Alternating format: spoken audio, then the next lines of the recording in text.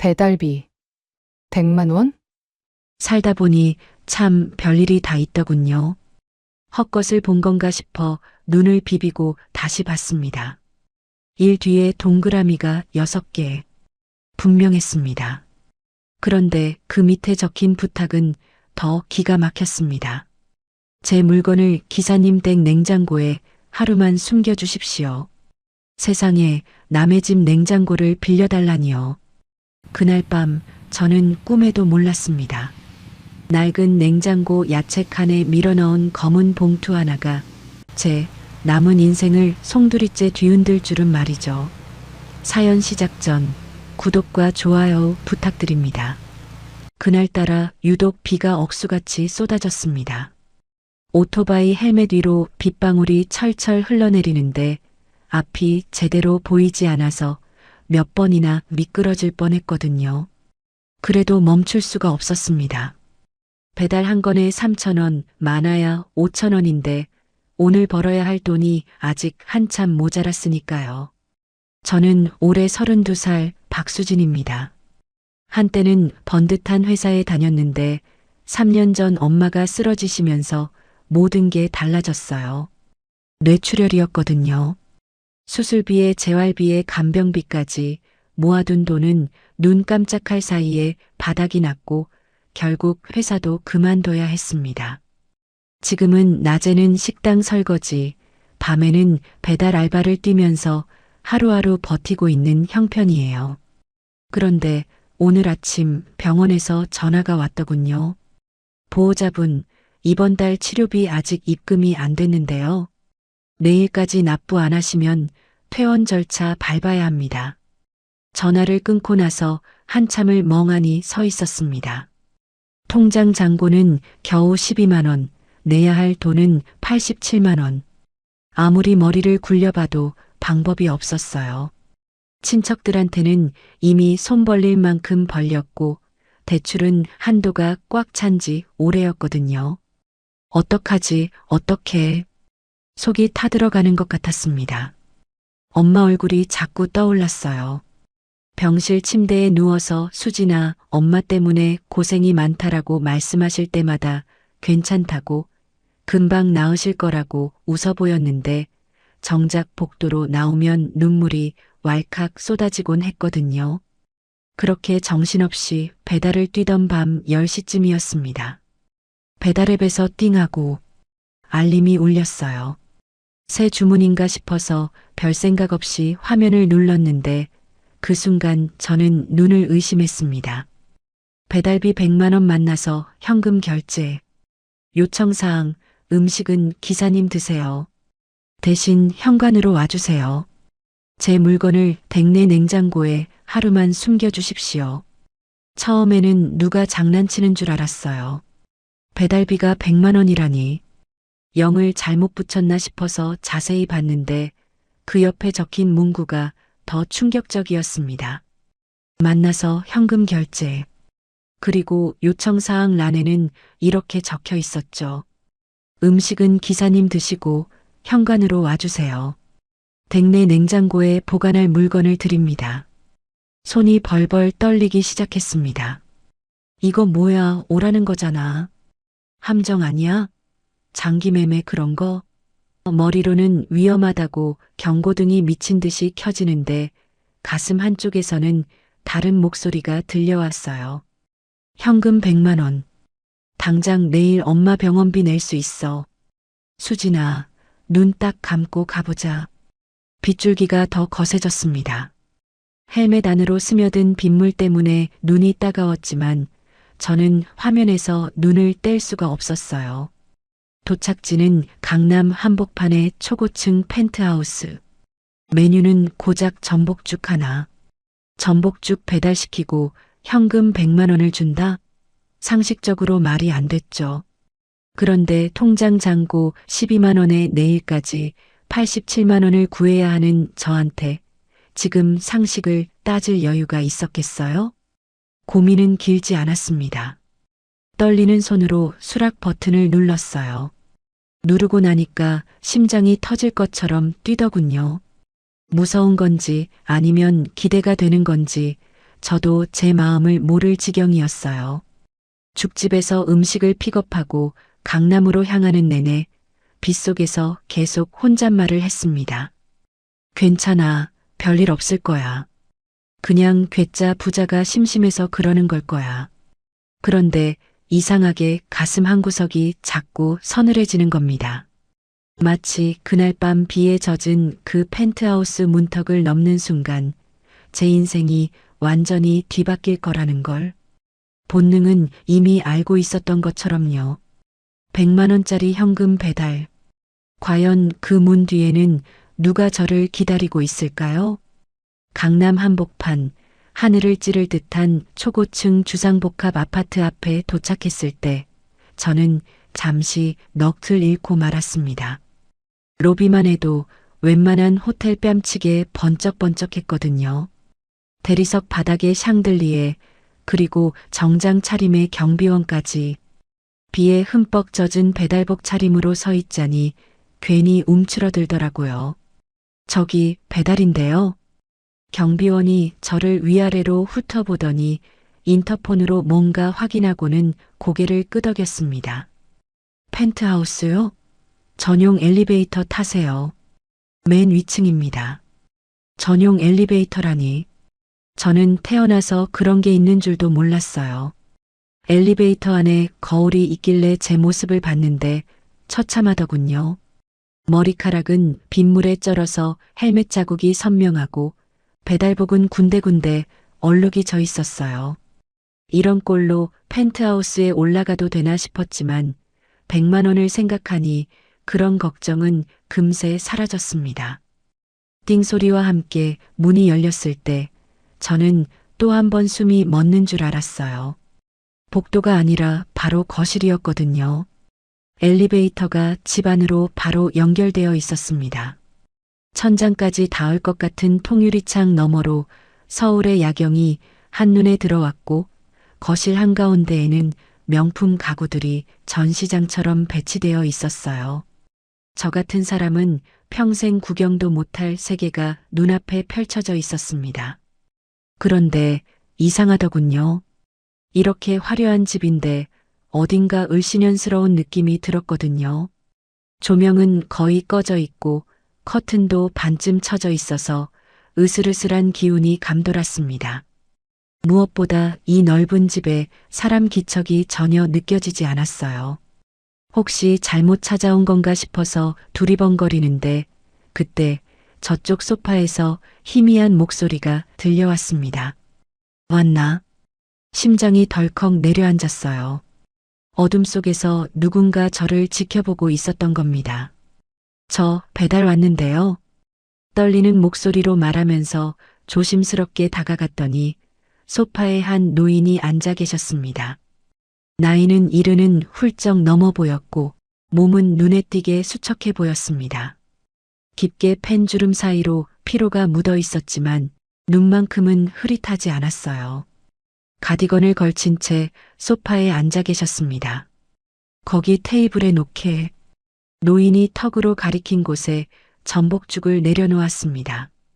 그런데 노인은 죽에는 눈길도 주지 않고 저만 뚫어지게 쳐다보시더군요. 등줄기에 식은땀이 흘렀어요. 뭔가 잘못됐나 아니면 정말 이상한 일에 휘말린 건가 싶어서 발걸음을 뒤로 빼려는데 노인이 말씀하셨습니다. 앉아보게. 네. 잠깐만 앉아. 할 얘기가 있어. 본능적으로 도망치고 싶었지만 노인의 눈빛이 저를 붙잡았습니다. 무섭다기보다는 어딘가 간절한 것이 담겨 있었거든요. 마치 지푸라기라도 잡고 싶은 사람의 눈빛 같았어요. 조심스럽게 맞은편 의자에 앉았습니다. 노인은 한참 동안 아무 말 없이 저를 보시다가 이윽고 입을 여셨어요. 자네 이름이 뭔가? 박수진이요. 수진이? 부모님은? 갑자기 왜 이런 걸 물으시나 싶었지만 솔직하게 대답했습니다. 아버지는 어릴 때 돌아가셨고 어머니는 지금 병원에 계세요. 뇌출혈이셔서요. 노인의 눈이 미세하게 흔들렸습니다. 그래서 이 시간에 배달을 뛰는 건가? 네, 병원비가 필요해서요. 그래서 이 콜을 받은 거예요. 솔직히 말씀드리면 수상하다고 생각했어요. 100만 원이 말이 되나 싶었거든요. 근데 저한테는 선택의 여지가 없었습니다. 그 말을 듣고 노인은 무언가 결심한 듯 고개를 끄덕이셨어요. 그러고는 옆에 있던 두툼한 봉투 하나와 꽉 묶인 검은 봉투 하나를 테이블 위에 올려놓으셨습니다. 봉투 쪽은 한눈에 봐도 현금 뭉치였지만 검은 봉투는 안이 전혀 보이지 않았어요. 손으로 살짝 만져보니 딱딱한 물건들이 몇 개 들어있는 느낌이었습니다. 무엇인지는 알 수 없었지만 이상하게도 봉투 쪽이 돈보다 더 묵직하게 느껴졌습니다. 이건 약속한 100만 원이네. 노인이 현금 봉투를 제 쪽으로 밀었습니다. 진짜였어요. 5만 원짜리 지폐가 두툼하게 겹쳐져 있는 게 보였거든요. 그리고 이건 노인이 검은 봉투를 집어들었습니다. 손이 미세하게 떨리고 있었어요. 이건 부탁일세. 부탁이요? 오늘 밤 이 봉투를 자네 집에 맡아줬으면 하네. 내일 아침 내가 연락하면 그때 다시 가져와 주게. 저는 순간 머리가 하얘졌습니다. 이게 무슨 말인지 이해가 안 됐거든요. 잠깐만요, 할아버지. 저한테 뭘 맡기시겠다는 거예요? 안에 뭐가 들어있는데요? 그건 알 필요 없네. 아니, 그래도 제가 뭘 보관하는지는 알아야죠. 혹시 이거 불법적인 거 아니에요? 마약이나 뭐 그런 거요? 노인이 픽 웃으셨습니다. 쓸쓸한 웃음이었어요. 마약 같은 게 아니야. 오히려 그 반대지. 이건 내 목숨줄이야. 목숨줄이요? 자네가 알아야 할 건 딱 하나야. 이 집에는 이걸 안전하게 보관할 곳이 없어. 저는 점점 더 혼란스러워졌습니다. 이렇게 큰 펜트하우스에 금고 하나 없을 리가 없잖아요. 그런데 왜 하필 낯선 배달원한테 뭔가를 맡기려는 걸까요? 할아버지, 이해가 안 돼요. 여기 이렇게 큰 집인데 안전한 곳이 없다뇨? 금고도 있을 거 아니에요?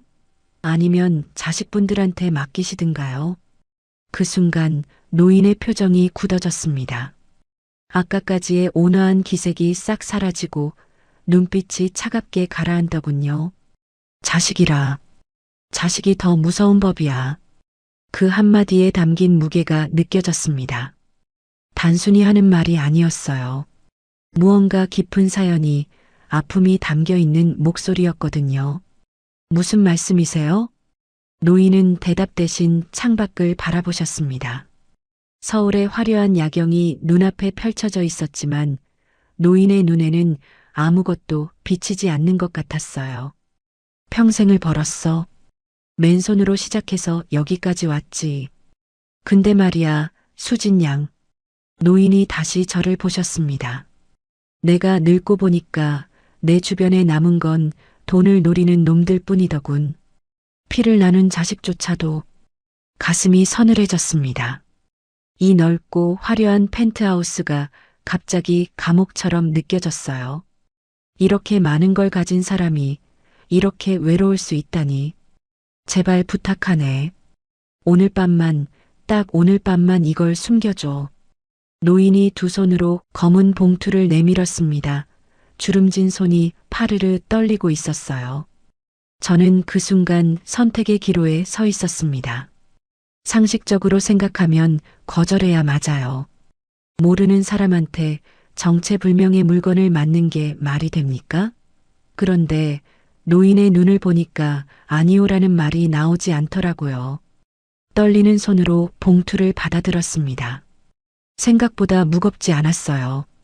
그런데 왠지 모르게 이 봉투 안에 엄청난 비밀이 담겨 있을 것 같은 예감이 들었습니다. 그때까지는 절대 열어보지 말게. 이 안에 든 건 돈이 아니라 내 목숨줄이야. 괜히 궁금해서 열었다가는 자네까지 휘말릴지도 모르니까. 노인의 말에 목이 살짝 말라붙었습니다. 솔직히 무서웠어요. 이걸 받았다가 나까지 사고 나면 어쩌지? 그래도 100만 원이면 이번 달 병원비는 막을 수 있어. 잠깐의 망설임 끝에 저는 고개를 끄덕였습니다. 네, 알겠습니다. 제가 잘 지켜볼게요. 그리고 노인이 저를 똑바로 쳐다보셨습니다.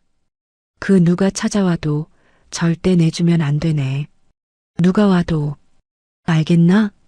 그 말투에서 절박함이 느껴졌습니다. 대체 뭐길래 펜트하우스를 나오면서도 저는 계속 뒤를 돌아봤습니다.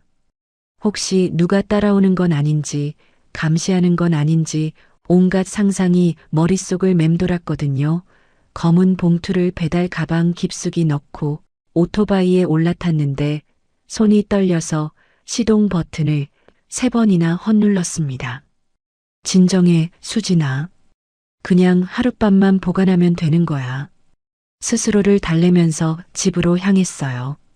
비는 어느새 그쳤지만 가슴속은 여전히 폭풍우가 치는 것 같았습니다. 반지하 자취방에 도착해서 문을 잠그고 나서야 겨우 한숨을 돌렸어요. 좁고 눅눅한 방이지만 이렇게 안심이 되는 건 처음이었습니다. 배달 가방에서 봉투를 꺼내 식탁 위에 올려놓고 한참을 쳐다봤어요. 열어보지 말라고 했는데. 그런데 사람 심리라는 게 참 묘하지 않습니까? 열어보지 말라고 하니까 더 궁금해지는 거예요. 저한테 목숨줄이라고 했는데 대체 뭐가 들어있길래 그런 표현까지 쓰시는 걸까요? 에이, 살짝만 보면 어때? 안에 뭐가 들었는지 정도는 알아야 하잖아.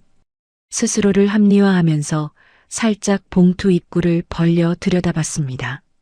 제일 위에는 오래돼 보이는 만년필이 하나 굴러다니고 있었고 그 안쪽에는 자물쇠가 달린 작은 다이어리 같은 게 삐죽 고개를 내밀고 있었습니다.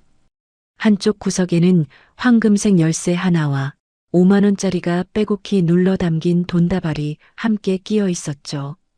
이런 돈을 나 같은 사람을 어떻게 믿고 맡기신 거지? 정확한 액수는 알 수 없었지만 적어도 수천만 원은 돼 보였습니다. 그 열쇠가 금고 열쇠인지 아니면 또 다른 무언가의 열쇠인지는 그때의 저는 알 길이 없었죠. 괜히 더 들여다보는 건 예의가 아닌 것 같아서 저는 서둘러 봉투를 다시 닫았습니다. 꺼내서 확인하는 것 자체가 도둑질 같고 찜찜했거든요. 어차피 내게 중요한 건 이걸 안전하게 전달하는 것 하나뿐이라고 스스로를 달래며 봉투를 다시 가슴에 꼭 껴안았습니다. 주변을 둘러봤어요. 이걸 어디에 숨기지? 이 좁은 자취방에 숨길 곳이 있기는 한 걸까요? 그때 눈에 들어온 게 낡은 냉장고였습니다.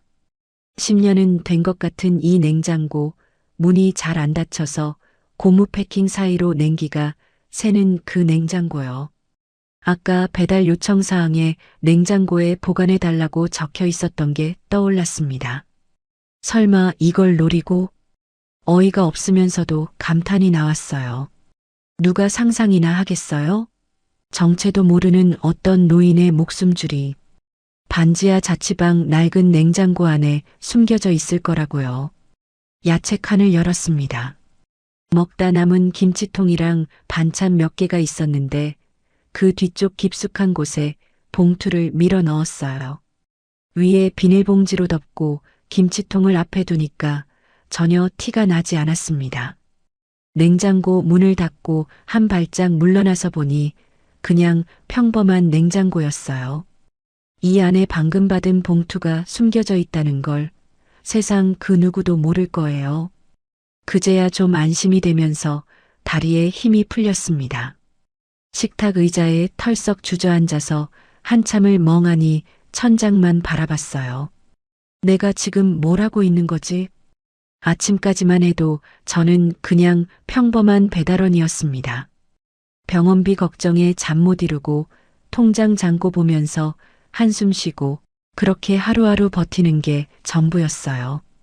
그런데 지금은 정체도 모르는 어떤 노인의 목숨줄을 제 반지하 냉장고 속에 숨겨놓고 있잖아요.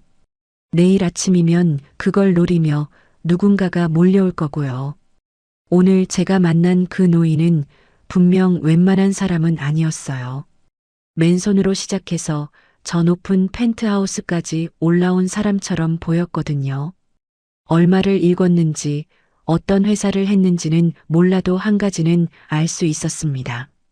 그런 사람이 지금 자기 자식한테 쫓기면서 저 같은 배달원한테 마지막 희망을 걸고 있다는 거였어요.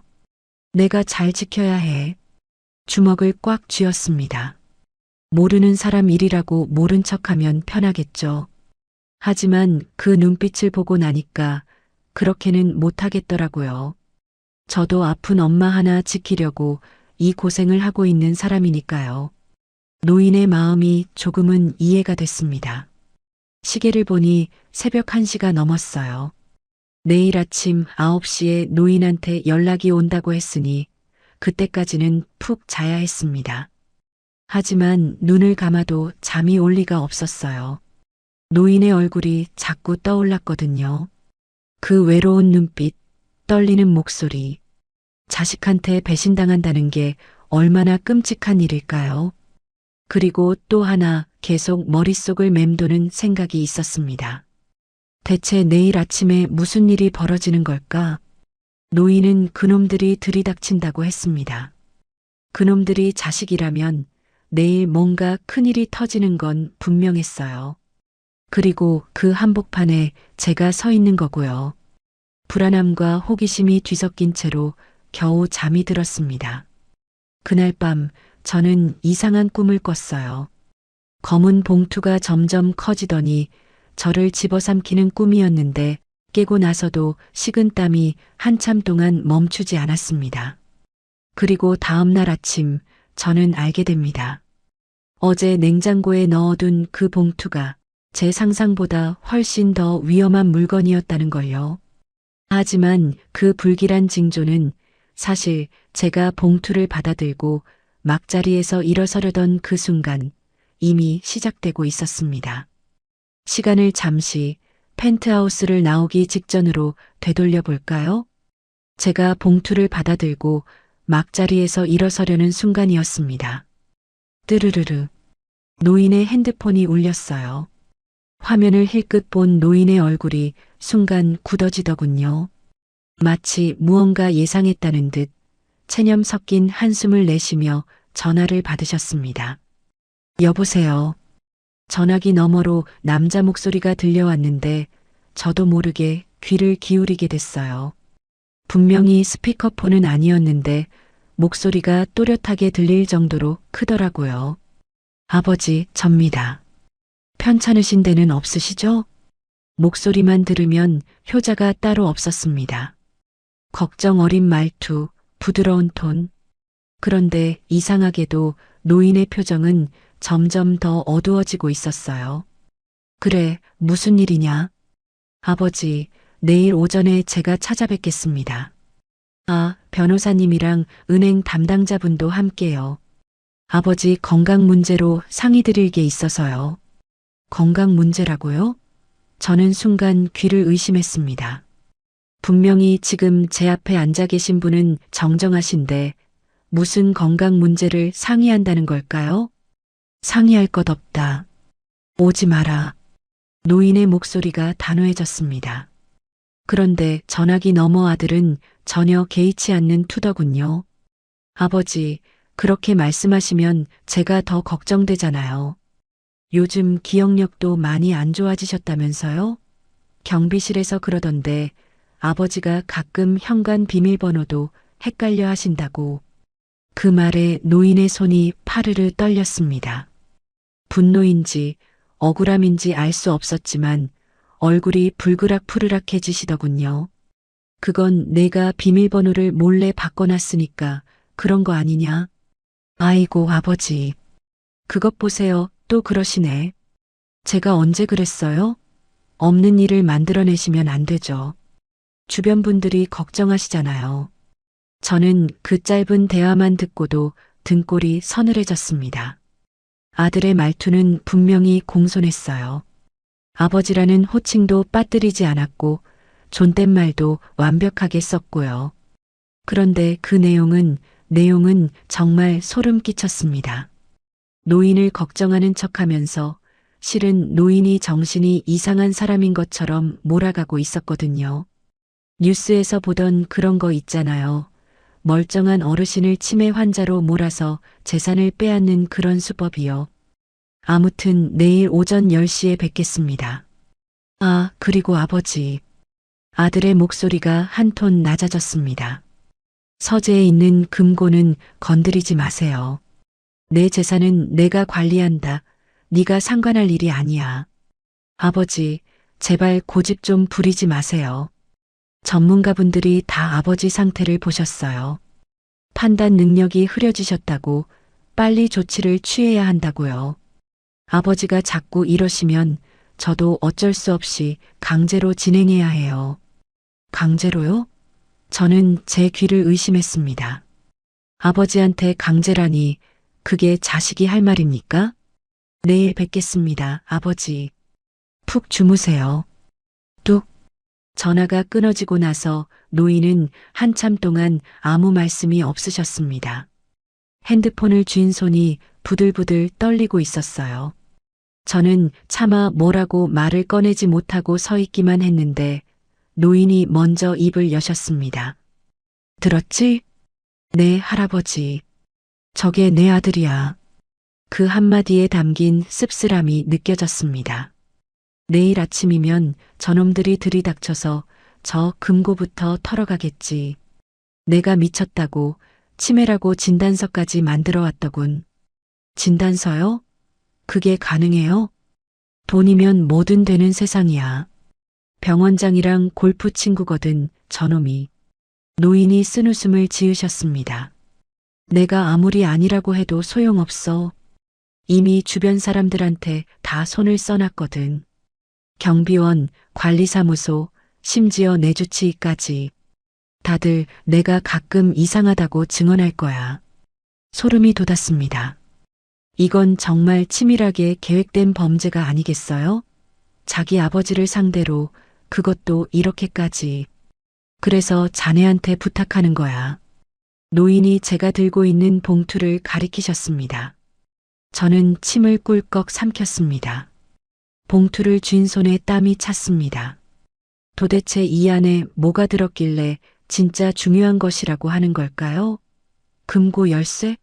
아니면 아들의 비리가 담긴 USB? 물어보고 싶었지만 노인의 표정이 너무 절박해서 입이 떨어지지 않았습니다. 어서 가게. 노인이 저를 재촉하셨습니다. 저놈이 사람을 보냈을 수도 있어. 이 집 주변을 감시하고 있을지도 몰라. 최대한 빨리 눈에 띄지 않게 나가게. 심장이 콩닥콩닥 뛰기 시작했어요. 무서웠습니다. 솔직히 말하면 정말 무서웠어요. 이런 일에 휘말리면 저도 어떻게 될지 모르잖아요. 그런데 노인의 눈을 보니까, 그 간절한 눈빛을 보니까 그냥 도망칠 수가 없었습니다. 알겠습니다, 할아버지. 제가 잘 보관할게요. 부탁하네, 내일 아침 9시. 노인이 제 팔을 붙잡았습니다. 손가락에 힘이 들어가 있었어요. 내가 신호를 보낼 테니 그때 꼭 그 봉투를 가지고 다시 와주게. 봉투를 배달 가방 깊숙이 집어넣고 일어섰습니다. 엘리베이터를 향해 걸어가는데 등 뒤로 노인의 목소리가 들려왔어요. 수진 양. 네. 뒤를 돌아보니 노인이 소파에서 일어나 계셨습니다. 야경을 등진 실루엣이 어딘가 쓸쓸해 보였어요. 고맙네. 정말 고마워. 그 말 한마디가 가슴에 콕 박혔습니다. 저렇게 큰 펜트하우스에 살면서 저렇게 많은 돈을 가지고 있으면서 이 노인은 지금 초라한 배달원한테 감사 인사를 하고 계셨어요. 믿을 사람이 아무도 없으니까요. 내일 꼭 연락드릴게요, 할아버지. 걱정 마세요. 엘리베이터 문이 닫히는 순간까지 노인의 모습이 눈에 밟혔습니다.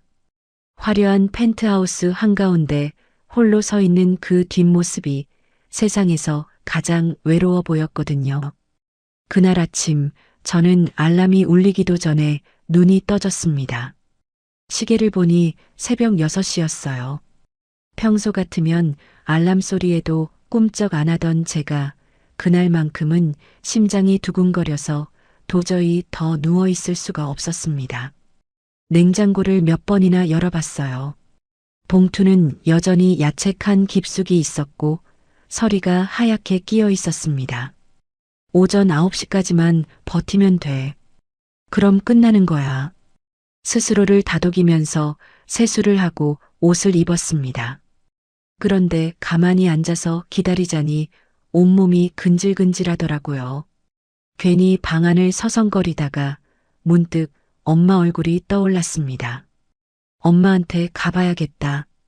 어차피 할아버지가 연락 주시기 전까지는 뭘 할 수도 없었고 무엇보다 엄마 얼굴을 보면 마음이 좀 진정될 것 같았거든요. 그런데 문제는 이 봉투였습니다. 냉장고 문을 열고 야채 칸에서 봉투를 꺼냈어요. 서리가 살짝 녹아서 축축했지만 안에 든 건 무사했습니다. 어젯밤 살짝 열어봤을 때 황금빛 열쇠가 들어 있었거든요. 할아버지가 그렇게 중요하다고 하셨던 그 열쇠. 이걸 집에 두고 가도 될까? 아무리 생각해도 불안했어요. 만약 누가 들어와서 가져가면 어떡해요? 이 좁은 반지하 방, 문잠금 장치도 허술한데. 괜한 걱정일 수도 있지만 혹시라도 잃어버리면 할아버지한테 무슨 면목으로 얼굴을 보겠어요. 그냥 가지고 다니자. 내 몸에서 떼어놓으면 안 돼. 봉투를 품에 꼭 안고 오토바이에 올라탔습니다. 병원에 도착한 건 아침 7시 반쯤이었습니다. 면회 시간도 아닌데 들어가도 되나 싶었지만 간호사 선생님이 저를 알아보시더니 그냥 들여보내주셨어요. 3년 동안 거의 매일 왔다 갔다 했으니까 얼굴이 낯익으셨나 봐요. 엄마는 창가 쪽 침대에 누워 계셨습니다. 아침 햇살이 엄마 얼굴 위로 부드럽게 내려앉아 있었어요. 제가 들어서니까 눈을 뜨시더군요. 어머, 수진아? 이 시간에 웬일이야? 응, 엄마. 근처에 볼 일이 있어서 잠깐 들렀어. 저는 침대 옆 의자에 앉으면서 봉투를 슬쩍 가방 안으로 밀어 넣었습니다. 그런데 엄마 눈이 워낙 빠르시거든요. 그게 뭐야? 뭘 그렇게 꼭 안고 다녀? 심장이 덜컥했습니다. 아, 이거 아무것도 아니야. 그냥 배달 물건이야. 배달 물건을 왜 병원까지 들고 와? 그냥 잠깐 맡겨둘 데가 없어서 금방 갖다 줄 거야. 얼버무리면서 가방을 의자 밑으로 밀어 넣었습니다.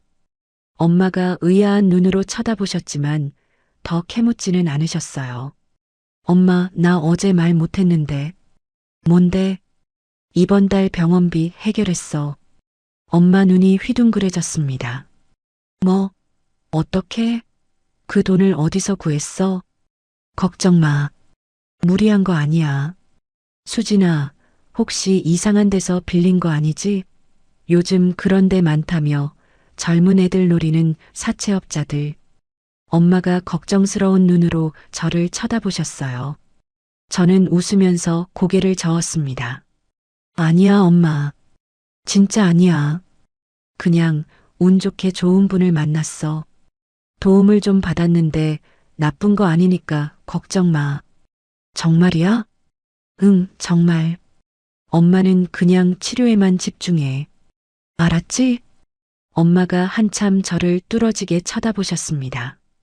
그러다가 갑자기 눈가가 붉어지시더니 제 손을 꼭 쥐셨어요. 수진아. 응? 엄마가 미안해. 그 말에 저는 순간 멈칫했습니다. 엄마 때문에 내가 이 고생을 하는 거잖아. 젊은 나이에 배달 뛰고 설거지하고 잠도 제대로 못 자면서 다 엄마 병원비 때문인 거 알아. 엄마, 그런 말 하지 마. 아니야, 들어. 엄마가 제 손을 더 꼭 쥐셨습니다. 주름진 손에서 미세한 떨림이 느껴졌어요. 엄마가 건강했으면 내가 이렇게까지 안 해도 됐을 텐데. 번듯한 회사 다니다가 그만두고 친구들 만날 시간도 없이 일만 하고. 그거 다 엄마 때문이잖아. 엄마. 근데 말이야. 엄마가 눈물을 훔치시면서 희미하게 웃으셨습니다. 그래도 고맙다, 수진아. 엄마한테 이렇게 해주는 거. 세상에 이런 딸이 어디 있겠어. 엄마가 뭘 잘했다고 이런 딸을 뒀는지 모르겠다. 저는 목이 메어서 아무 말도 할 수가 없었습니다. 그냥 엄마 손을 꼭 잡고 있었어요. 울지 마, 엄마. 나 안 힘들어. 진짜야. 거짓말. 힘든 거 다 알아. 얼굴에 다 써 있어. 엄마가 제 볼을 어루만지셨습니다. 그래도 힘들면 엄마한테도 좀 기대. 혼자 다 짊어지려 하지 말고. 알았지?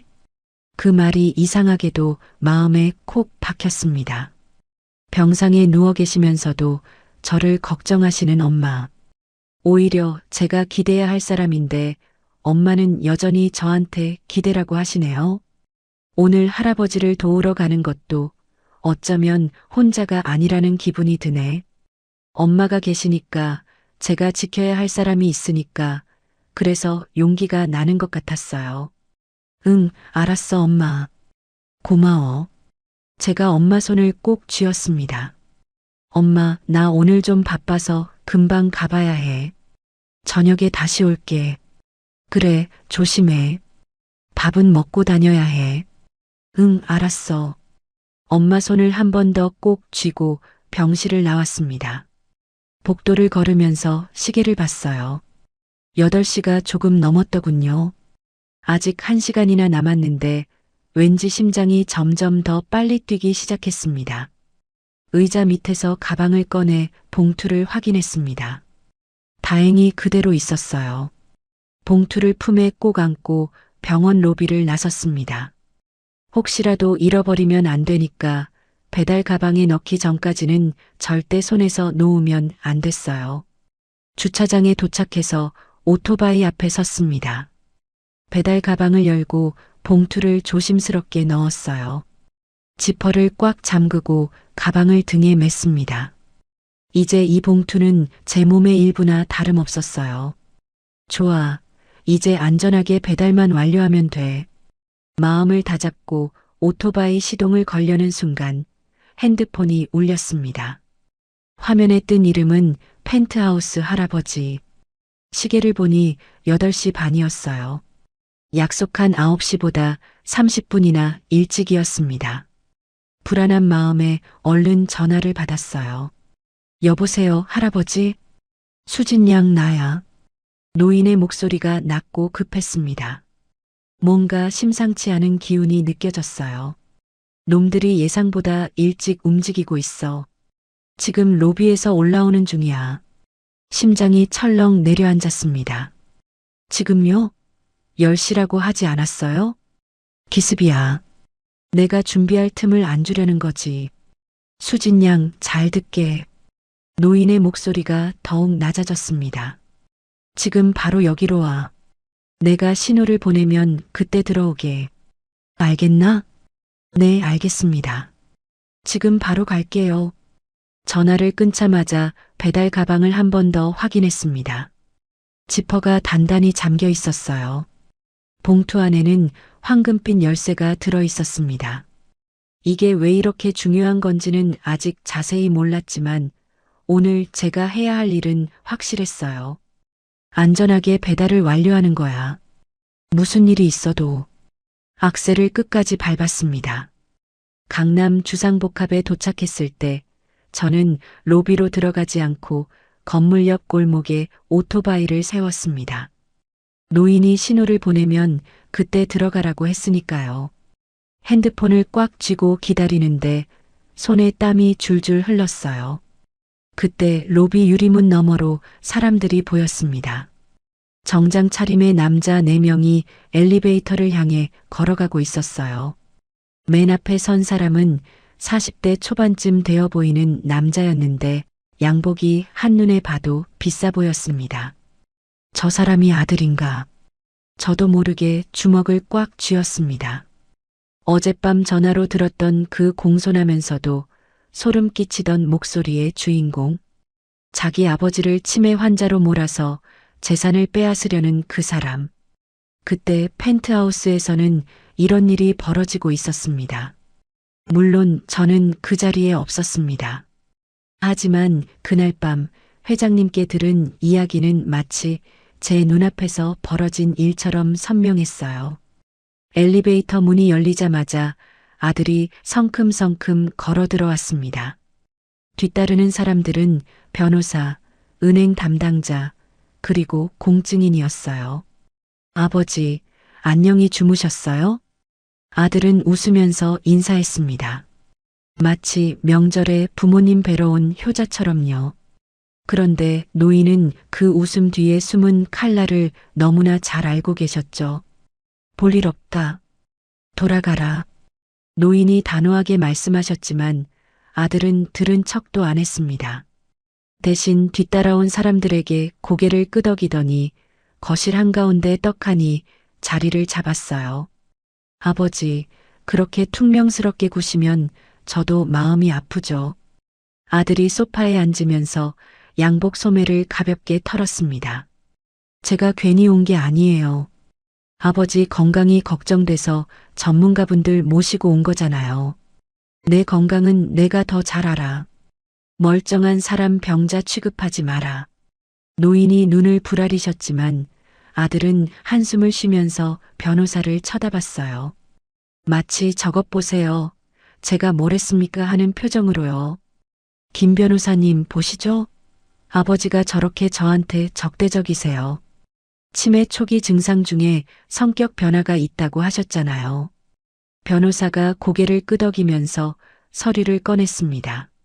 네, 피해망상과 공격성이 나타나는 경우가 많죠. 회장님, 저희는 회장님을 돕기 위해 왔습니다. 협조해 주시면 감사하겠습니다.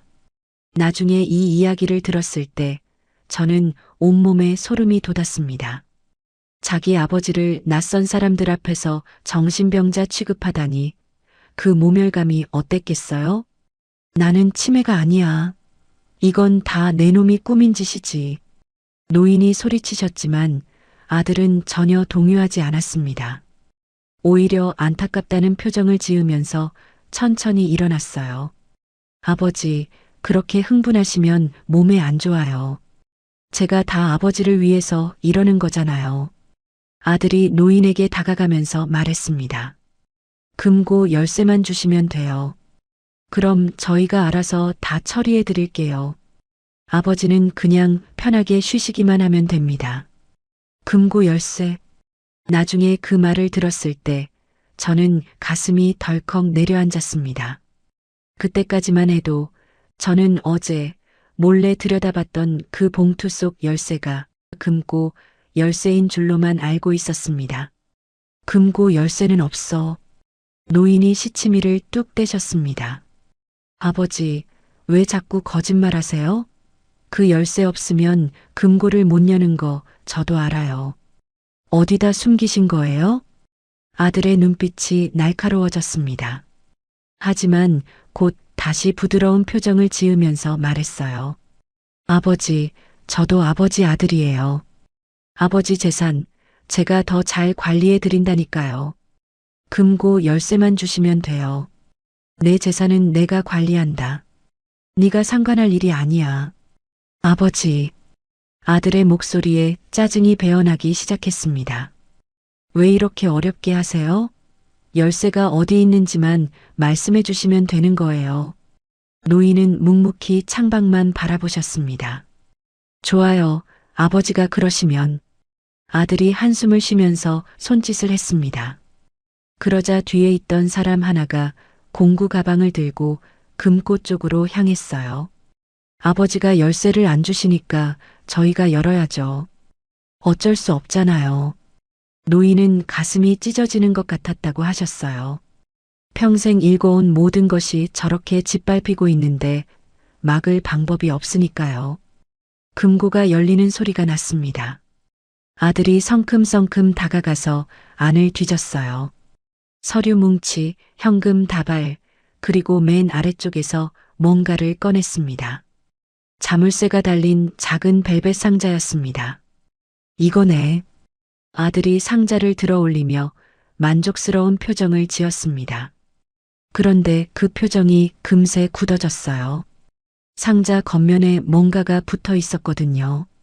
공증 봉인 스티커, 빨간색 봉인 테이프 위에 공증사무소 직인과 일련 번호가 선명하게 찍혀 있었습니다. 이게 뭐야? 아들이 인상을 찌푸렸습니다. 옆에 있던 변호사가 상자를 살펴보더니 낮은 목소리로 말했어요. 공증 봉인입니다. 이걸 임의로 뜯으시면 안 됩니다. 뭐? 왜? 이 봉인이 훼손되면 안에 든 게 뭐든 간에 증거 능력을 잃습니다. 누군가 강제로 열었다는 흔적이 남으면 법원에서 인정을 안 해줘요. 저는 그 대목을 들었을 때 소름이 돋았습니다. 회장님이 얼마나 치밀하게 준비하셨는지 알겠더라고요. 아들의 얼굴이 불그락푸르락해졌습니다. 그럼 어쩌라고요? 공구로 따버려요. 따시면 안 됩니다. 변호사가 단호하게 말했어요. 그럼 뭐 열쇠 없으면 영원히 못 여는 거예요? 열쇠로 정상적으로 여셔야 합니다. 그래야 합법적으로 처리가 가능해요. 그 말이 떨어지는 순간 거실 공기가 더 무거워졌다고 했습니다. 회장님은 그 틈에 조용히 휴대폰을 집어드셨대요. 그리고 저에게 문자를 보내셨죠. 딱 2글자, 지금. 아들이 이를 악물었습니다. 손에 든 벨벳 상자를 노려보면서 중얼거렸어요. 이 안에 인감 도장이 있을 거 아니에요. 아버지, 상자 열쇠 어디 있어요? 노인은 대답하지 않으셨습니다. 그저 창밖을 바라보실 뿐이었어요. 아버지, 아들이 소리쳤습니다. 열쇠 어디 있냐고요? 이것만 열면 끝나는 거잖아요. 그래도 노인은 묵묵부답이셨습니다. 아들이 집안을 미친 듯이 뒤지기 시작했습니다. 서랍이란 서랍은 다 열고 옷장도 뒤지고 침대 밑까지 살폈어요. 없어. 열쇠가 어디에도 없다고. 아들이 거실 한가운데서 고래고래 소리쳤습니다. 아까까지 유지하던 점잖은 말투는 온데간데 없이 사라져 있었어요. 아버지, 제발 좀 협조하세요. 열쇠 어디다 숨긴 거예요? 그래도 노인은 묵묵부답이셨습니다. 저는 그 장면이 눈에 선합니다. 진실을 말해도 아무도 안 믿어주고 오히려 미친 사람 취급을 받는 그 상황이요. 저 같아도 가슴이 찢어졌을 것 같았어요. 아버지, 이제 시간 없어요. 아들이 손목 시계를 보면서 말했습니다.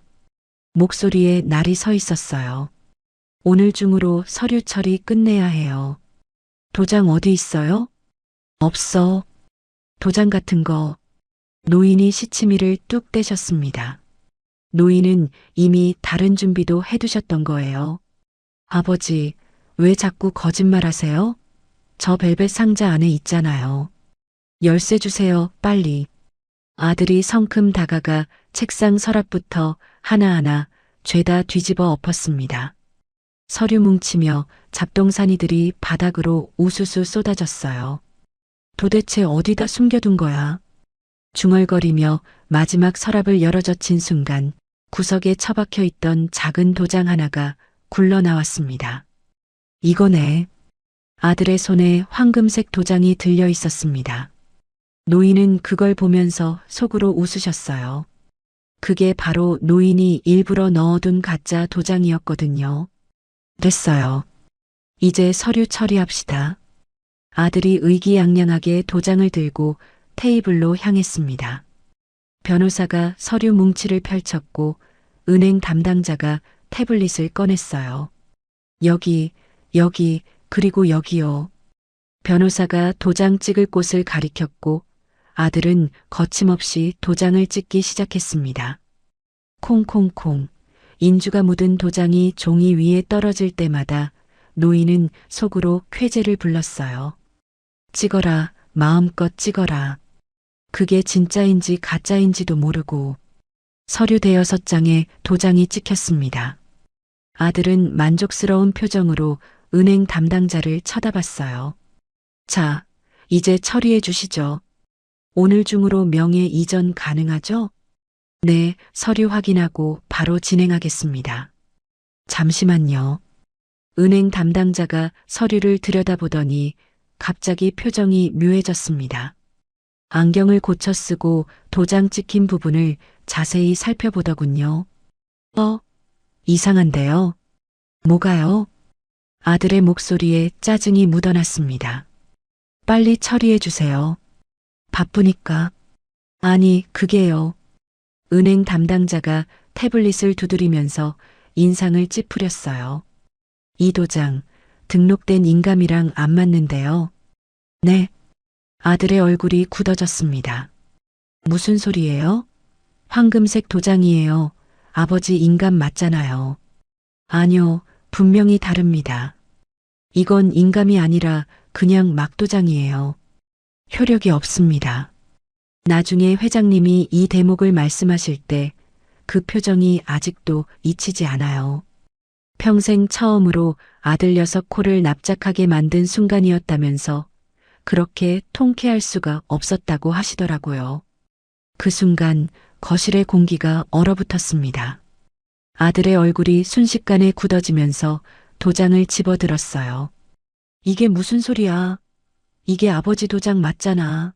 내가 어릴 때부터 본 도장이라고.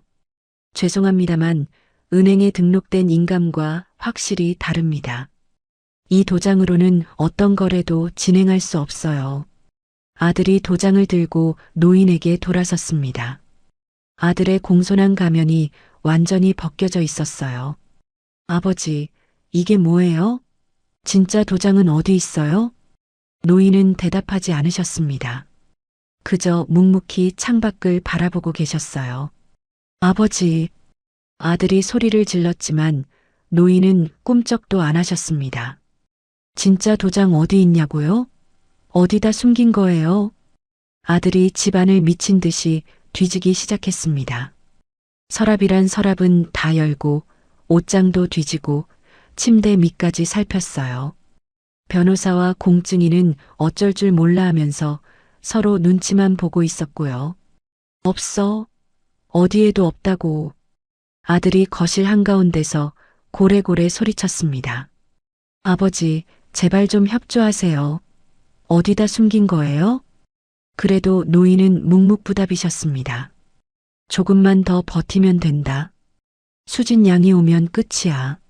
노인은 마음속으로 되뇌셨어요. 아들은 점점 더 날카로워지고 있었습니다. 공손한 가면은 완전히 벗겨지고 본색이 드러나기 시작했어요. 아버지, 왜 이렇게 저를 힘들게 하세요? 제가 아버지한테 뭘 잘못했다고요? 노인은 그제야 천천히 고개를 들어 아들을 똑바로 바라보셨습니다. 내가 뭘 잘못했냐고? 지금 그걸 나한테 묻는 거냐? 아버지, 저도 인내심에 한계가 있어요. 말씀 안 하시면 저도 강하게 나갈 수밖에 없어요. 노인은 피식 웃으셨습니다. 강하게 나온다고? 더 강하게 나와봐라. 어디 한번 해봐. 아들의 눈이 번뜩였습니다. 뭔가 말하려는 순간 띵! 전용 엘리베이터 도착벨 소리가 거실을 울렸습니다. 모두의 시선이 엘리베이터 문으로 향했어요. 그 순간 저는 건물 아래층에서 떨리는 손으로 엘리베이터 버튼을 누르고 있었습니다. 조금 전 할아버지에게서 딱 2글자짜리 문자가 왔어요. 지금. 심장이 쿵쾅거렸습니다. 봉투를 배달 가방에서 꺼내 점퍼 안에 넣고 지퍼를 끝까지 올렸어요. 양팔로 가슴을 꼭 감싸 안으니까 봉투가 배에 딱 붙었습니다. 로비로 뛰어들어가 전용 엘리베이터 앞에 섰는데 갑자기 누군가 제 앞을 막아섰습니다. 잠깐요, 어디 가세요? 검은 정장을 입은 남자였어요. 덩치가 저보다 2배는 커 보였습니다. 아까 아들 일행 중 하나인 것 같았어요. 배달이요. 위층에서 주문하셨는데요. 배달? 지금 위에서 중요한 일이 있어서 아무도 못 올라가요. 남자가 제 배달 가방을 낚아채듯 잡아당겼습니다. 심장이 멎는 줄 알았어요. 하지만 가방 안에는 보온팩이랑 빈 용기밖에 없었습니다. 봉투는 이미 제 점퍼 안에 있었으니까요. 뭐야, 아무것도 없잖아. 남자가 가방을 내팽개치더니 저를 위아래로 훑어봤어요. 그리고 제 팔을 확 잡았습니다. 옷 안에 뭐 있어? 왜 그렇게 끌어안고 있어? 소나기의 힘이 어찌나 센지 팔뚝이 으스러지는 것 같았어요. 남자가 다른 손으로 제 점퍼 지퍼를 잡으려는 순간 저는 이를 악물고 그 손등을 있는 힘껏 깨물어 버렸습니다. 으악! 남자가 비명을 지르며 손을 뺐어요. 그 찰나 뒤에서 엘리베이터 문이 열리는 소리가 들렸습니다. 저는 몸을 돌려 안으로 뛰어들었어요. 인연이 남자가 달려들었지만 문이 먼저 닫혔습니다. 쿵, 문짝에 주먹이 부딪히는 소리가 들렸어요. 엘리베이터가 올라가는 동안 저는 벽에 등을 기대고 거친 숨을 몰아쉬었습니다. 입안에 피 맛이 났어요. 남자 손등을 깨물 때 제 입술도 터진 모양이었습니다. 점퍼 안을 만져봤어요. 봉투가 무사했습니다. 지켜냈어. 엘리베이터가 멈추고 문이 열리는 순간 펜트하우스 거실이 눈앞에 펼쳐졌습니다. 모두의 시선이 일제히 저를 향했어요. 배달 왔습니다. 저는 터진 입술을 닦으며 점퍼 지퍼를 내리고 봉투를 꺼냈습니다. 주문하신 거요. 아주 안전하게 보관해뒀습니다. 배달? 지금 배달이 무슨, 우린 아무것도 안 시켰는데. 아들이 인상을 찌푸리며 저를 위아래로 훑어봤습니다. 여기 어떻게 올라왔어요? 당신 누구야? 안쪽에서 노인의 목소리가 들려왔습니다. 들어오게.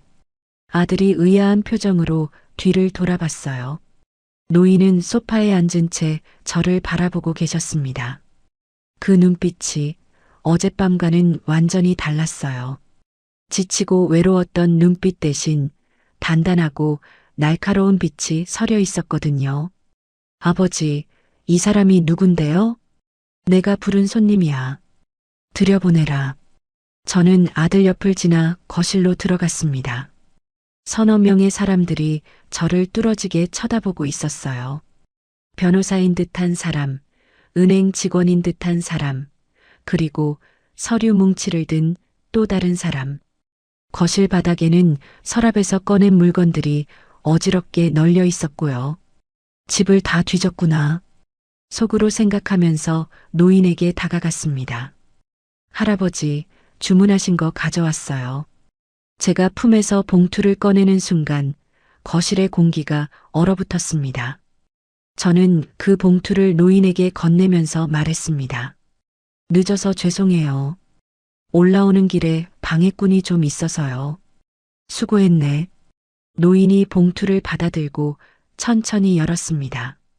그리고 그 안에서 황금빛으로 번쩍이는 작은 열쇠 하나를 꺼내셨어요. 저 열쇠? 저는 숨이 턱 막혔습니다. 저게 금고 열쇠인가? 그 순간 아들의 얼굴이 새하얗게 질렸습니다. 저게 그 상자 열쇠예요? 아버지, 그걸 어디다 숨겨놨던 거예요? 노인은 대답 대신 열쇠를 손에 쥔 채 천천히 일어나셨습니다. 내가 그렇게 찾던 물건이다. 아버지, 그거 주세요. 제가 관리해 드릴게요. 아버지 상태로는 중요한 결정을 내리시면 안 돼요. 아들이 다가오면서 손을 내밀었습니다. 하지만 노인은 도장을 꽉 쥔 채 한 발짝도 물러서지 않으셨어요. 한 발짝도 더 오지 마라. 노인의 목소리가 낮고 단호했습니다. 아들이 움찔하며 멈췄어요. 저거 내 거라고요.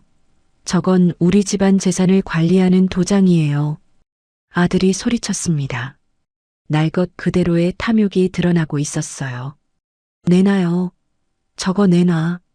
아들이 노인에게 달려들려는 순간 제가 앞을 막아섰습니다. 손대지 마세요. 뭐야, 넌 또 뭔데? 꺼져. 아들이 저를 밀치려 했지만 저는 버텼습니다. 어젯밤 할아버지의 그 외로운 눈빛을 생각하면 절대 물러설 수 없었거든요. 경비 불러. 이 여자 당장 끌어내. 아들이 고래고래 소리쳤습니다. 하지만 아무도 움직이지 않았어요. 변호사도 은행 직원도 모두 멍하니 서 있을 뿐이었습니다. 상황이 예상과 완전히 다르게 흘러가고 있었으니까요. 조용히 해라. 노인의 목소리가 거실에 울려 퍼졌습니다.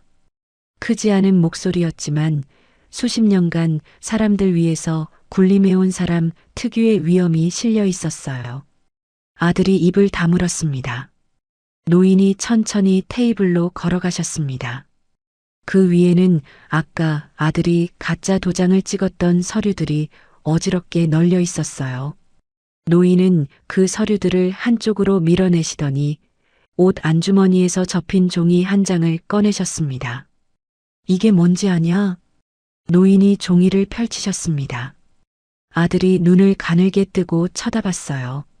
전 재산 기부 및 공익 신탁 서류. 노인이 담담하게 말씀하셨습니다. 뭐라고요? 아들의 목소리가 떨렸습니다. 아버지, 지금 무슨 말씀을 하시는 거예요? 기부라니, 신탁이라니, 그게 무슨 소리예요? 말 그대로다. 내 재산 전부를 사회에 환원하겠다는 뜻이야. 노인이 테이블 위에 서류를 펼쳐 놓으셨습니다. 그리고 도장을 들어 보이셨어요. 네가 그렇게 찾아 헤매던 이 도장. 이게 있어야 내 재산을 움직일 수 있지. 200억, 네가 그토록 원하던 돈이다. 아들의 눈이 휘둥그레졌습니다. 200억이요? 그래. 근데 말이다. 노인이 아들을 똑바로 바라보셨습니다. 그 눈빛이 칼날처럼 날카로웠어요. 넌 이걸 가질 자격이 없어. 아버지. 아들이 소리쳤습니다. 아버지, 제가 뭘 잘못했다고요? 저는 아버지를 걱정해서 이러는 거예요. 아버지가 판단력이 흐려지셔서 그래서 제가 도와드리려는 거라고요. 판단력이 흐려졌다고? 노인이 피식 웃으셨습니다. 그래, 네 말대로 내가 정신이 오락가락하는지도 모르지. 그래서 나 대신 네가 중요한 결정을 내릴 수 있게 해달라고 법원에 서류까지 냈겠다? 아들의 얼굴이 굳어졌습니다. 노인이 다 알고 계셨던 거예요. 근데 말이다, 아들아. 노인이 도장을 들어 올리셨습니다. 법원에서 판결이 나기 전까지는 내 재산은 내가 결정한다. 내가 아무리 떠들고 다녀도 오늘 이 도장 찍는 건 내 권한이야. 아버지, 잠깐만요. 아들이 다급하게 외쳤습니다. 그러시면 안 돼요. 생각 좀 해보세요. 그 정도 돈이면 평생을 편하게 지낼 수 있는데 그걸 남한테 넘기시겠다고요? 네가 할 짓은 뻔하지. 도박장에 쏟아붓거나 쓸데없는데 흥청망청 퍼붓겠지. 노인의 목소리가 차가웠습니다. 난 평생을 일해서 이 돈을 모았어. 맨손으로 시작해서 여기까지 왔다고. 근데 내가 한 게 뭐냐? 내 등에 업혀서 놀고 먹은 것밖에 더 있어? 저도 회사 일을 했잖아요. 아버지 밑에서 배우면서 배운 게 아버지 등쳐먹는 거였냐? 노인의 한마디에 아들이 입을 다물었습니다.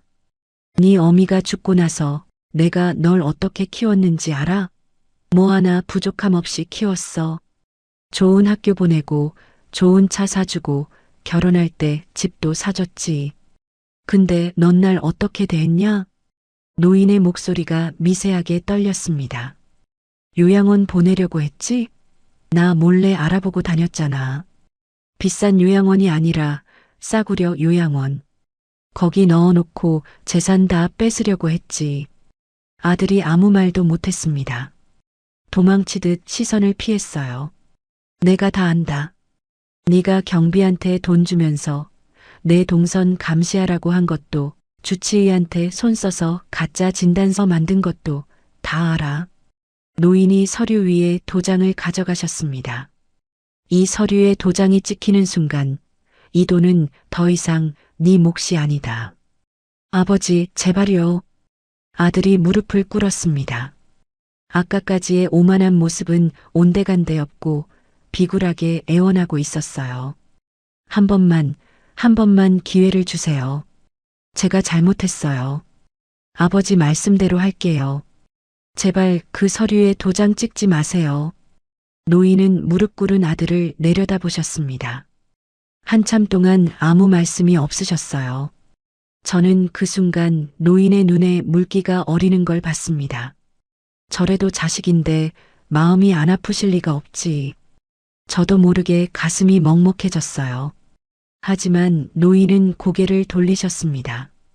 그리고 도장을 서류 위에 꾹 눌러 찍으셨어요. 쿵! 도장이 찍히는 소리가 거실에 울렸습니다. 안 돼. 아들이 절규했지만 이미 늦었습니다.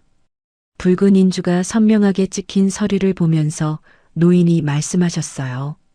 끝났다. 노인이 서류를 들어 올리셨습니다. 이 서류는 오늘 중으로 공증을 받고 변호사를 통해 법적 효력이 발생하도록 처리할 거다. 내 돈은 이제 사회로 간다. 장학재단, 의료시설, 불우이웃 돕기. 평생 돈만 벌었으니 이제는 제대로 쓰고 싶다. 아들이 바닥에 주저앉아 멍하니 서류를 바라봤습니다. 방금 전까지 자기 것이라고 믿었던 200억이 눈앞에서 사라진 거예요. 나가. 노인이 아들에게 말씀하셨습니다. 다시는 내 앞에 나타나지 마라. 오늘부로 넌 내 아들이 아니야. 아들이 비틀거리며 일어났습니다. 얼굴이 새하얗게 질려 있었어요. 뭔가 말하려고 입을 벌렸다 닫기를 몇 번, 결국 아무 말도 못하고 현관문을 향해 걸어갔습니다. 문이 닫히고 나서야 노인이 깊은 한숨을 내쉬셨습니다. 그제야 저는 알았어요. 노인이 얼마나 큰 결심을 하셨는지를요. 자식과의 인연을 끊는다는 게 아무리 그 자식이 나쁜 짓을 했어도 얼마나 가슴 아픈 일인지를요. 할아버지, 제가 조심스럽게 다가갔습니다. 괜찮으세요? 노인이 저를 보시더니 희미하게 웃으셨어요. 괜찮아. 이제야 좀 시원하구먼. 그리고 창밖을 바라보시면서 말씀하셨습니다. 평생 돈을 모으기만 했어. 근데 마지막에 제대로 쓰게 됐으니 그거면 됐지. 저는 그 순간 진짜 부자가 뭔지 알 것 같았습니다. 200억을 가진 사람이 부자가 아니라 그걸 제대로 쓸 줄 아는 사람이 진짜 부자라는 거려. 변호사와 은행 직원들이 어색한 인사를 남기고 떠난 뒤 펜트하우스에는 노인과 저 둘만 남았습니다. 넓은 거실이 갑자기 텅 빈 것처럼 느껴졌어요. 아까까지 그렇게 시끄럽던 공간이 거짓말처럼 조용해졌거든요. 노인은 한참 동안 창밖을 바라보고 계셨습니다. 서울의 하늘이 맑게 개어 있었어요. 어젯밤 그렇게 억수같이 쏟아지던 비가 언제 왔냐는 듯이요. 할아버지, 제가 조심스럽게 불렀습니다. 저 이만 가볼게요. 엄마가 병원에 계셔서. 노인이 고개를 돌려 저를 보셨습니다. 그리고 테이블 위에 있던 봉투 하나를 집어드셨어요. 이건 자네 몫이야. 네, 아니에요, 할아버지. 저는 이미 100만 원 받았잖아요. 그것만으로도 충분해요. 그건 배달비였고 이건 다른 거야. 노인이 제 손에 봉투를 쥐어주셨습니다. 자네 덕분에 내가 마지막을 제대로 마무리할 수 있었어. 평생 돈 버는 것만 알았지 쓰는 법은 몰랐는데 오늘에서야 겨우 배운 것 같아. 봉투가 묵직했습니다. 열어보니 현금이 빼곡히 들어 있었어요. 대충 봐도 수천만 원은 되어 보였습니다. 이건 너무 많아요, 할아버지. 저는 그냥 냉장고에 봉투 하나 넣어둔 것밖에 없는데. 그게 다야? 노인이 피식 웃으셨습니다. 자네는 모르는 사람한테 위험을 감수하면서까지 도와줬어. 요즘 세상에 그런 사람이 어디 있어? 나한테는 그게 200억보다 더 값진 거였어. 저는 뭐라고 대답해야 할지 몰랐습니다. 그냥 눈시울이 뜨거워지기만 했어요. 어머니 병원비 내고 나머지는 자네 인생에 쓰게. 근데 기억해. 노인이 창밖을 다시 바라보시면서 말씀하셨습니다. 돈이 사람을 살려준 적은 별로 없어. 다만 누가 쥐고 있느냐가 사람을 살리기도 죽이기도 하지. 그 말씀이 가슴에 깊이 박혔습니다. 내 아들은 돈을 쥐려고만 했어. 그걸로 뭘 하려는지도 모르면서. 그런 놈 손에 들어가면 돈도 똥이 되는 거야. 노인이 쓸쓸하게 웃으셨습니다. 나도 마찬가지였어. 평생 모으기만 하고 제대로 쓸 줄을 몰랐으니까. 그래서 오늘 다 내놓은 거야. 적어도 마지막에는 똑바로 쓰고 싶었거든. 저는 고개를 숙였습니다. 할 말이 없었어요. 그저 노인의 말씀 하나하나가 묵직하게 가슴에 내려앉았습니다. 이제 가보게. 어머니가 기다리실 거야. 노인이 제 어깨를 가볍게 두드려 주셨습니다. 그리고 수진 양. 네. 어머니 오래오래 곁에 계시게 해드려. 부모는 언제 떠날지 모르는 거니까. 그 말에 노인의 눈가가 살짝 젖는 게 보였습니다. 아들을 쫓아내면서도 결국 자식은 자식이니까요. 가슴 한구석이 아리셨을 거예요. 저는 깊이 인사를 드리고 펜트하우스를 나왔습니다. 그날 저녁 저는 병원으로 향했습니다. 엄마는 여전히 병실 침대에 누워 계셨어요. 링거줄이 연결된 손등이 퀭하니 말라 있었고 얼굴에는 깊은 피로가 새겨져 있었습니다. 제가 들어가니까 희미하게 눈을 뜨시더군요. 수진아, 왔어? 응, 엄마. 나왔어. 저는 엄마 손을 꼭 잡았습니다. 따뜻하면서도 여린 손이었어요. 이 손으로 저를 키우시느라 얼마나 고생하셨을까 새삼 가슴이 먹먹해졌습니다. 엄마 손을 잡고 앉아 있는데 문득 회장님 말씀이 떠올랐습니다. 누가 쥐고 있느냐가 사람을 살리기도 죽이기도 하지. 그래요. 돈은 그냥 종이일 뿐이에요. 그걸 어떻게 쓰느냐가 중요한 거죠. 회장님 아들은 200억을 손에 넣으려고 아버지를 치매 환자로 몰았고 회장님은 그 200억을 세상에 내놓기로 선택하셨어요. 저는요? 저는 그냥 100만 원이 필요했을 뿐이에요. 엄마 병원비 내려고요. 그런데 그 100만 원을 위해 제가 선택한 게 낯선 노인을 돕는 일이었어요. 그게 저를 여기까지 데려왔고요. 결국 선택이구나. 돈이 많고 적고의 문제가 아니라 내가 뭘 선택하느냐의 문제. 회장님은 마지막까지 자기 인생을 직접 선택하셨어요. 아들한테 끌려다니지 않고 스스로 결정을 내리셨죠. 그게 200억을 지키는 것보다 더 중요한 거였던 것 같아요.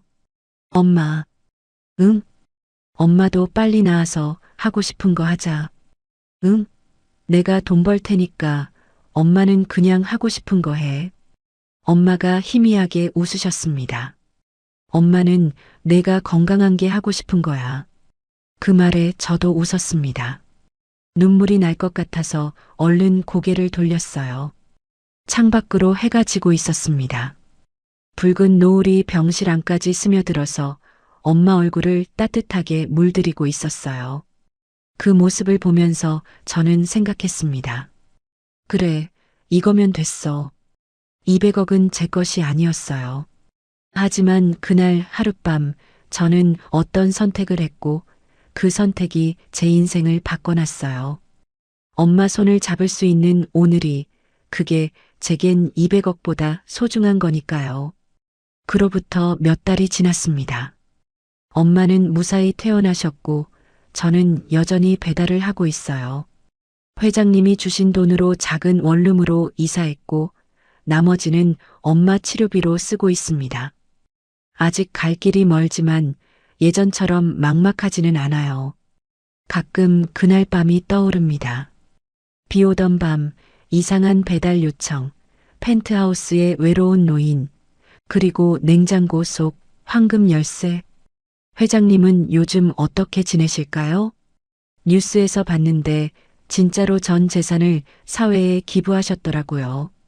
장학재단 만들고 병원 짓고 어려운 이웃 돕는 데 쓰신다고요. 기사 사진 속 회장님은 웃고 계셨어요. 펜트하우스에서 처음 뵀을 때 그 외롭고 지친 표정이 아니라 편안하고 후련한 얼굴이었습니다. 아들은요? 글쎄요, 모르겠어요. 관심도 없고요. 그 사람은 그 사람 인생을 살겠죠. 어떤 선택을 하든 그건 그 사람 몫이니까요. 저는 그저 오늘도 배달을 합니다. 밥 한 끼, 국 한 그릇, 누군가의 허기를 채워주는 일. 대단한 건 아니지만 이것도 누군가한텐 필요한 일이니까요. 배달 가방을 메고 오토바이에 올라탈 때마다 가끔 혼자 웃습니다. 그날 밤 제가 만약 그 콜을 거절했다면 어땠을까요? 100만 원이 수상하다고, 냉장고 보관이 이상하다고 그냥 넘겼다면요? 아마 저는 여전히 병원비 걱정에 잠 못 이루고 있겠죠. 그리고 회장님은 아들한테 모든 걸 빼앗기셨을지도 몰라요. 그러니까 결국 선택이에요. 어떤 상황에서 어떤 선택을 하느냐. 그게 사람의 인생을 만드는 거더라고요. 오늘도 핸드폰에서 띵 소리가 납니다. 새 주문이 들어왔네요. 배달비는 평범하게 4,500원. 요청사항은 문 앞에 놓아주세요. 저는 웃으면서 수락 버튼을 누릅니다. 네, 배달 갑니다. 냉장고 속 200억의 비밀, 배달 완료입니다. 오늘 수진 씨의 사연 어떠셨나요? 비 오는 밤 차가운 냉장고 속에 숨겨졌던 건 200억이라는 거액의 돈이 아니라 어쩌면 내 삶을 끝까지 내 의지대로 지키고 싶었던 한 노인의 마지막 자존심이 아니었을까 싶습니다. 어머니와 함께 씩씩하게 살아갈 수진 씨의 앞날을 응원하신다면 따뜻한 댓글 한마디 남겨주세요. 여러분의 응원이 수진 씨에게는 또 다른 기적이 될 테니까요. 오늘 이야기가 마음에 작은 울림을 드렸다면 구독과 좋아요 부탁드립니다. 여러분이 보내주시는 마음이 제가 더 좋은 이야기를 만드는데 정말 큰 힘이 됩니다. 저는 다음에도 가슴 따뜻해지는 이야기로 다시 찾아뵙겠습니다. 늘 건강하세요. 감사합니다.